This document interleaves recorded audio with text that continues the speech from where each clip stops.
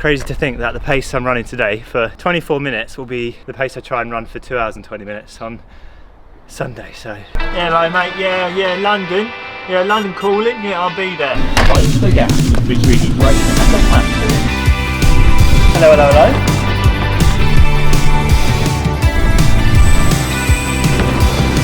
Hello mate, yeah, London Marathon, I'll be there. So we are currently 4 days out from the London Marathon. I'm back home in the UK after my training camp in Kenya, which went really well. In today's video I've got my last session, which is 4 by 6 minutes. I'm going to do on a loop which is close to my old house. It's a bit of a nostalgic loop. I did my last session here before I think my first ever marathon, so it's a 400 meter loop. It's perfect for Meg to get a few shots of me whilst I'm doing the session, and I'm also going to talk through my sort of game plan, my race kit and my goals going into this weekend. So yeah, I'm going to get stuck into the workout. 15-minute warm-up, then 4 by 6 minutes at my marathon pace. I'm not too sure at where marathon pace is going to sit at the moment because I've been training at altitude and you have to adjust paces when you're up there. So today I'm going to get a feel of what marathon effort feels like at sea level for the first time in a month. And yeah, excited but also a little bit nervous because yeah, it's getting real now. We're only 4 days out, so it's crunch time. Need to get in the zone and get this last workout done.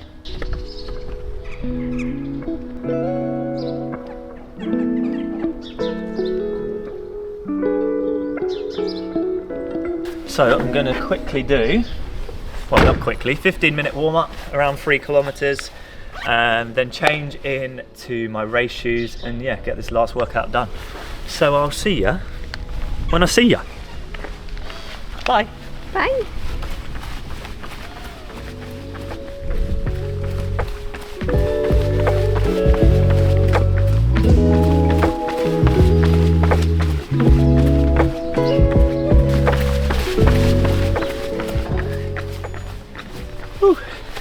It's the warm-up done. Just going to get changed into my race shoes and then get stuck into it. So how are you feeling? Feeling pretty good. Yeah? Yeah, a bit nervous because it's getting pretty real now that the race is this weekend and this is my final workout. So yeah, I think up until now I was like, it was quite a long way away, the marathon, but now it feels like it's really close. So. And is this your first workout since you've been back from Kenya? Yeah, so first workout at sea level. So yeah, as I was saying, I'm not really too sure where my marathon pace sort of sits at the moment because when you train at altitude you sort of have to add 10 to 15 seconds per kilometre to your sort of paces up there because there's obviously less oxygen, so it's a lot harder. And terrain's obviously a little bit more hilly. Yeah, I've got a rough idea of what I think my goal is going into the London Marathon, but I think today's workout will kind of just sort of confirm whether that's realistic or not. So we're going to aim for around 320 to 318 per kilometre for this workout, see how that feels, and then yeah, based off that and the last sort of 3 or 4 weeks of training, we'll put in the game plan for Sunday. So these are the shoes that I'm going to be wearing on Sunday, or not this exact shoe, but this model. It's from Puma, the new Fast R3. They very kindly sent them out to me probably about 2 months ago now, so I took them to Kenya with me. I've been trying them out across all my training, my intervals. I've done a couple of 38k runs in them and they felt really good, and yeah, I genuinely think these could be the best super shoe on the market, so I'm looking forward to wearing them at the weekend. I've got a fresh pair, thankfully, because these I've done about 250 kilometers now after today's session, a little bit more, and they're starting to deteriorate a little bit, as you would expect from a super shoe. So I'm going to wear them today, sort of get a feel for the race day shoes, and hopefully the Box Fresh ones will have a little bit more spring in their step as well. Why are these shoes over other shoes? So I got to try these shoes when I went to Boston with Puma, and we sort of did a experiment on the treadmill where I got to try out the shoe that I ran a PB in, which was the Adidas Pro 3 at the time compared to the Puma shoe, and yeah, basically found that it made me more efficient in terms of running economy in these shoes. So the stats say that these are the best for me, and also based off my testing they just feel really, really good. So I'm looking forward to wearing them at the weekend and actually giving them a proper test over the marathon distance. But yes, it's enough chit chat. Let's get into the session, the last one before London.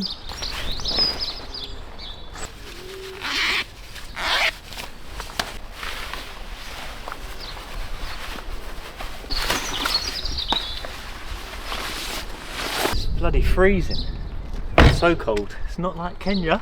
But yeah, before we get into today's workout, I just want to say a big thank you to Soar Running for their continued support across the London Calling series. I'm going to be wearing their kit on race day. These are the actual shorts I'm going to be wearing. And sort of a new technology. I don't know the exact science, but somehow they reduce the movement of your tissue, which can save you energy over the course of the marathon. So yeah, some high-tech shorts. They've got some great pockets on my arse. Whoa. Look at that, huge for my gels. And I'm going to be wearing my Chelmsford singlet as well, but it's too cold for that today. Why is it so important for you to wear your Chelmsford singlet? Well, first of all, I'm in the championship wave, so technically I have to wear it. And secondly, yeah, I love supporting my club.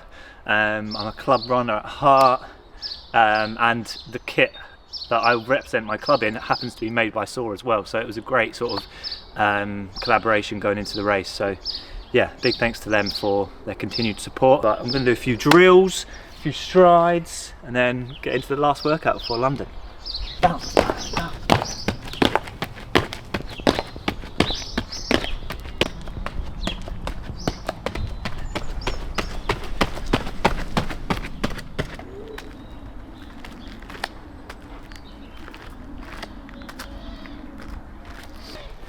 You need to give me a countdown. Okay. Say, welcome to London Marathon. I need to visualise. Okay, so welcome to the London Marathon. Today we have Ben Felton on the start line. He's gonna win it. And he's gonna beat everyone. Yeah. 3, 2, 1, go!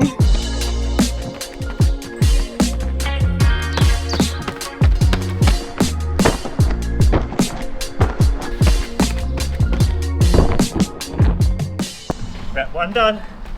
Guess the pace. 3:19. 3:18. Oh, he's fast! Perfect. And look, I can breathe. Is that nice? It's really nice, yeah. If I was doing that pace at altitude, right now I'd be like this.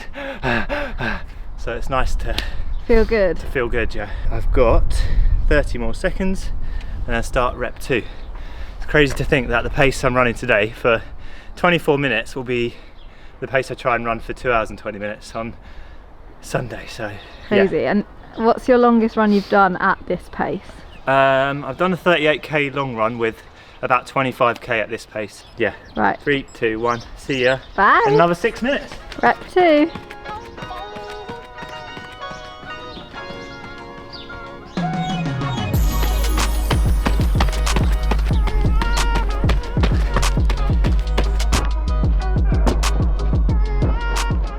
Second rep done. I think it was 3:18 again, but I didn't actually see. But yeah, I'm feeling so good. So that is all that matters. That's a confidence boost, need isn't it, it? Yeah. Not that I need a confidence boost, but it's always nice going into race week to feel really good. Heart rate's low, pace is quick. 2 reps to go and then we're done. So right, penultimate rep. See you in a bit. Bye.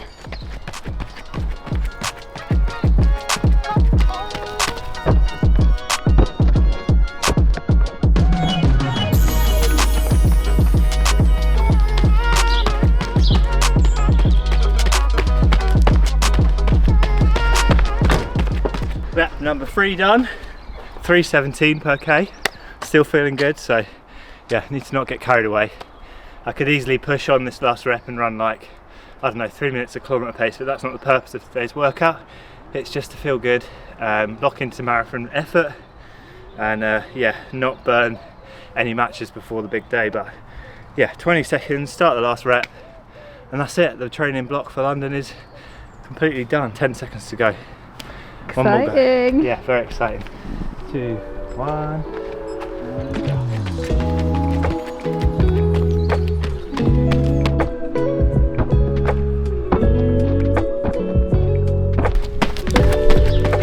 Crowd goes wild, and he's won the London Marathon.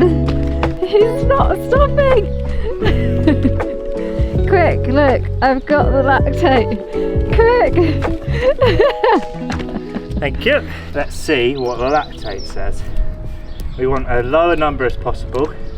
Definitely below 4. Somewhere between 2 and 4 would be fantastic. If you're squeamish, look away. Regardless of what this number says, I felt really good. So hopefully we want to see something around 3 millimole. But if it's above 4, we have to adjust the pace a little bit. 1.6. That's not even LT1. Jeez. So for context, when I did this workout last week at altitude, it said 6.6, and today it says 1.6. So yeah, in case I needed any more confidence to see a number below my LT1 for marathon paces, yeah, fantastic. My coach will be happy with that, and I think based off that workout I should be able to go for the lower end of my pace goal, which is 2:18 for the marathon, which would be a 6-minute PB. But not get carried away. We'll see how it feels on race day. Felt really good today. Obviously only 24 minutes at marathon pace. It's very different to 2 hours and 20 minutes at marathon pace. So yeah, workout done. Very, very happy with that. Just going to change into my Cloud Monsters, get the warm down done. Cool down. And then yeah, I'll talk you through the plan for the London Marathon. Some people probably find it a bit psycho behaviour running around in a circle like that. Yeah. That many times. How can you do it? Well, obviously I do a lot of training at the track, so this is basically a track but on the road. True. And especially for a workout, I like to have an environment that's just allows me to focus on the task at hand, which is dialing into race pace. If the train was varied all the time, then I'd have to adjust my effort, and that wouldn't be good, and I'd be like stressed about the pace. So to be honest, running around in circles is quite therapeutic. Oh, fair enough. So there you go, that's what 250k looks like in the Fast R3. A little bit of wear and tear on these bits here, because I think the carbon fibre plate has got like a ridge in it. So these areas here have sort of started to wear down, and a little bit at the back of the shoe as well. But yeah, fresh pair for London. Should be give me another couple of extra seconds per kilometre. You're lucky boy. Yeah, boy. Right, so I'm off for my cool down. I'm going to treat myself and go the opposite direction. Oh. Yeah, see you later.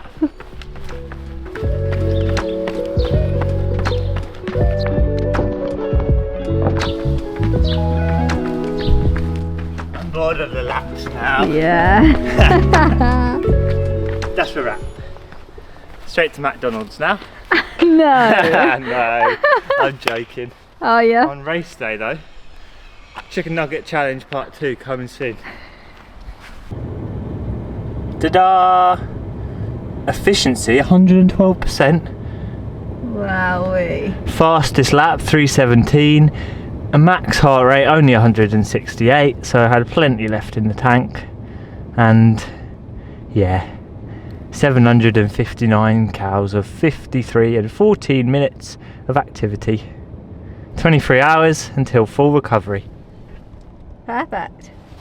Ding! So I just got back from the session, had some lunch, and yeah, wrapped up the London Marathon training block. No more sessions, just a few easy runs now leading into Sunday. I'm actually doing a few shakeout runs in London, which will be on Friday and Saturday, so on the days that follow after this vlog's released. So if you'd like to come along, I'll leave all the details in the description, but the first one is with Shoe Socks, and it starts at 9 AM in Battersea Park. We're meeting at the Pear Tree, which is a cafe there. It's going to be like about 5k, and then we're going to meet up afterwards and have some coffees, and I think there's going to be some pastries, some merchandise, that sort of thing. So yeah, it'd be great to see a few of you down there. If you're around on the Friday, probably more for the international crew, because I presume a lot of people will still be at work on the Friday.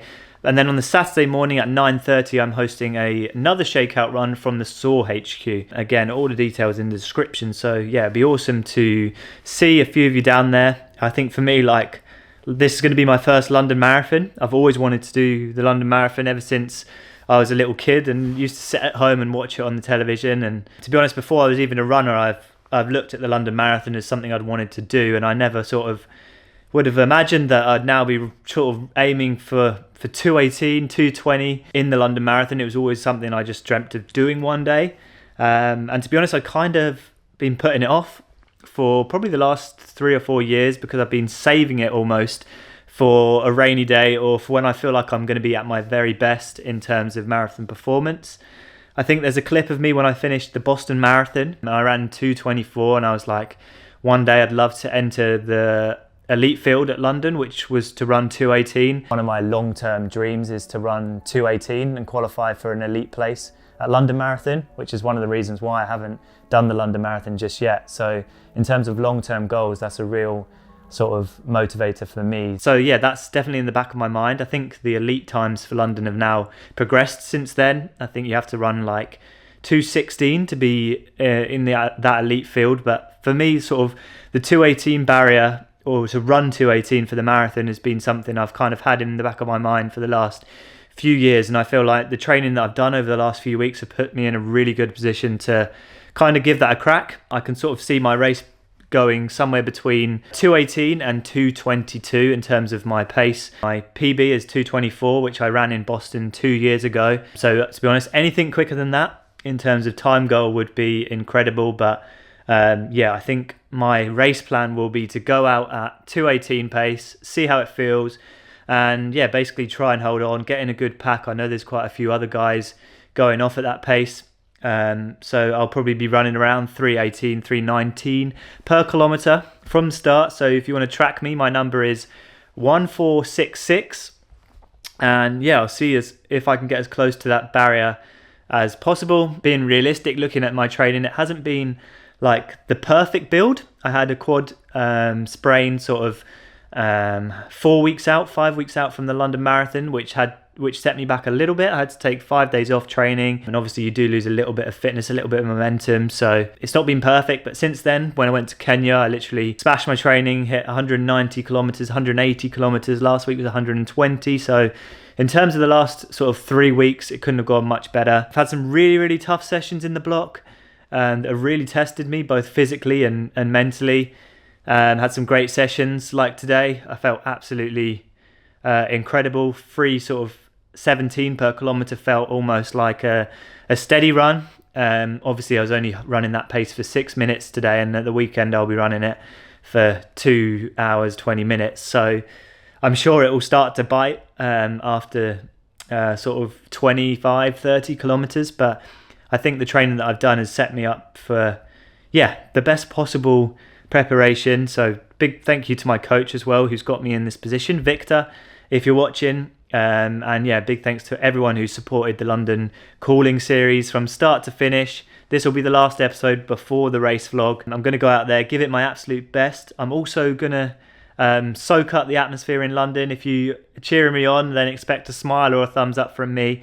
As much as I want to be in the zone and go for the best time possible, I also want to enjoy my first ever London Marathon as anyone would. As I said, it's something that I've dreamt of doing as a kid, so for me the sort of experience and the opportunity that I've got this year to run it outweighs the time on the clock when I cross the line. Obviously I want it to be a PB, obviously I want it to reflect the training and the hard work I've put in, but I also want to go across places like Tower Bridge, down the Mall, through sort of Canary Wharf, see my friends, family out on the course, and just really soak it all in, because I've heard from people who've done London before, it's going to be an incredible day. So that pretty much summarises today's vlog. The splits were great, the heart rate was great, the lactate was great. I'm not going to bother going through all the data that I usually would. Hopefully see a few of you down at the shakeout runs.